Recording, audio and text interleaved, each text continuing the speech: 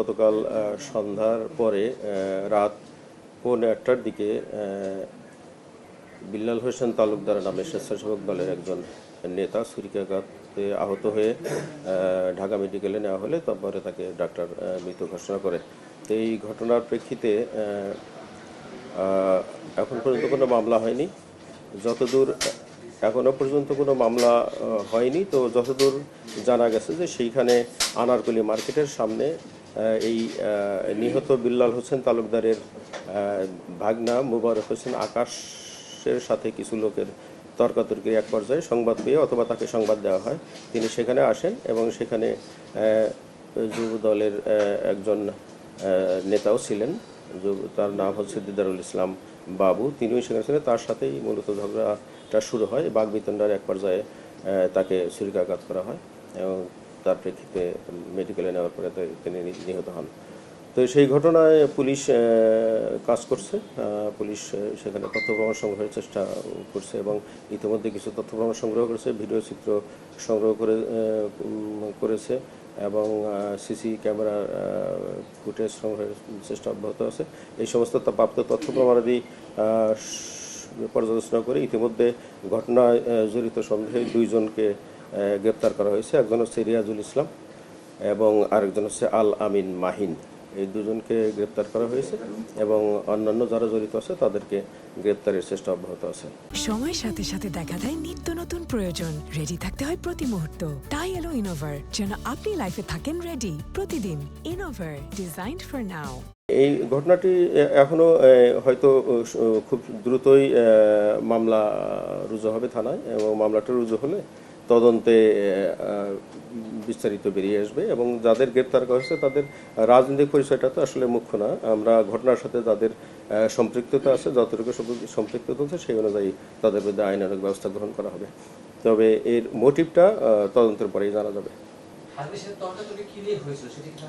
না, সেটিও আমরা এখন পর্যন্ত জানতে পারিনি। বিভিন্ন সময় বিভিন্ন জায়গা থেকে, উৎস থেকে বিভিন্ন তথ্য পাওয়া যাচ্ছে। তবে তদন্ত পরে এর বিস্তারিত জানা যাবে।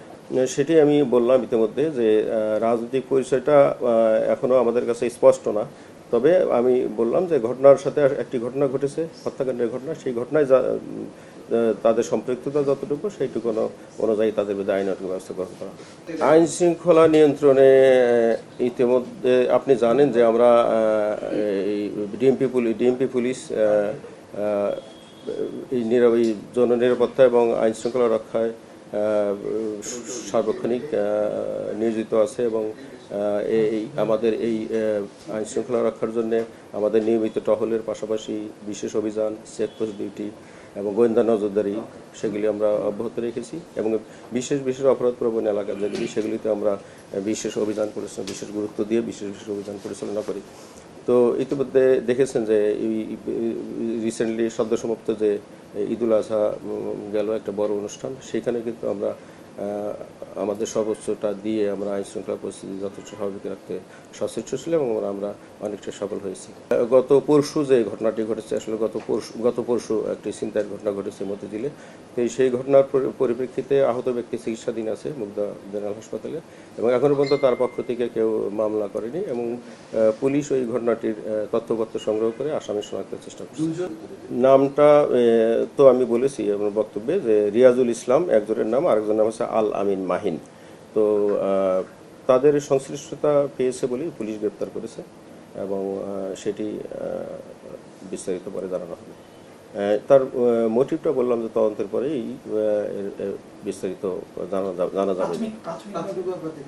প্রাথমিকভাবে যেটি জানা যাচ্ছে, ওখানে একটা তর্কাতর্কির উদ্ভব হয়েছিল মূলত তা এই নিহত ব্যক্তির ভাগিনা মোবারক হোসেন আকাশকে কেন্দ্র করে। আকাশের সাথে তর্কাতর্কির এক পর্যায়ে এই মামা বিল্লাল হোসেন তালুকদার উনি সংবাদ পান অথবা তাকে সংবাদ দেওয়া হয়।